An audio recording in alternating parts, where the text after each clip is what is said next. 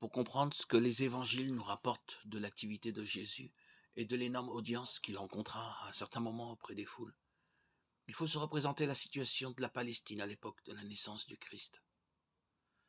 Depuis 63 avant Jésus-Christ, la Palestine faisait partie de l'Empire romain et des garnisons romaines stationnées dans le pays. Bien que les grands prêtres et le Sanhédrin de Jérusalem, les plus hautes autorités religieuses et civiles juives, fussent toujours en fonction, la dépendance effective de Rome, la présence de païens sur la Terre sainte, représentée par les troupes d'occupation, la pénétration de la culture hellénistique, et donc païenne, constituait une pierre d'achoppement, un scandale pour les convictions religieuses et patriotiques d'un grand nombre de juifs. Les Sadducéens, un groupe formé de juifs aisés qui occupaient pratiquement tous les postes importants, cherchaient, par politique, à s'accommoder de la situation. Cela explique que, par crainte de la puissance occupante, ils aient poursuivi Jésus comme séditieux. Au contraire, les pharisiens, second groupe important du judaïsme, s'opposaient à toute tentative d'accommodement. Ces pharisiens s'en tenaient strictement à la loi de Moïse, la Torah, et ils refusaient de frayer avec ceux qui en prenaient à leur aise avec elle, spécialement le peuple ignorant.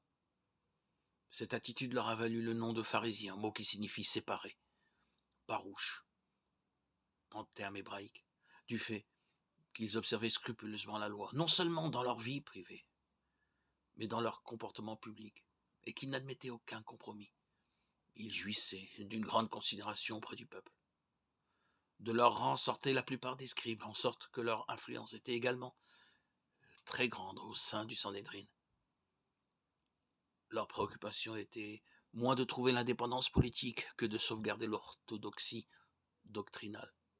Pour eux, l'observation stricte et littérale de la loi mosaïque était la condition préalable à la venue du Messie et, par suite, à la libération d'Israël.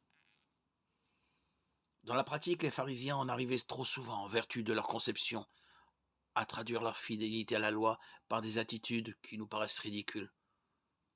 Qu'on se rappelle les discussions que Jésus eut avec eux à propos du repos du sabbat ou du paiement de la dîme. Mais il ne faut pas méconnaître les sacrifices qu'ils s'imposaient, ni leur amour authentique de Dieu et du prochain, ni les juger d'après la bizarrerie, à vrai dire, assez habituelle de leur comportement.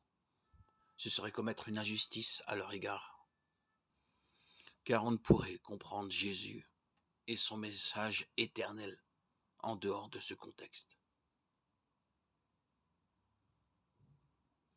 Jésus, en effet, n'est pas né n'importe quand et n'importe où, mais il s'est incarné réellement à un temps bien précis et en un lieu bien défini, né d'une femme, né sous la loi. Galates 4.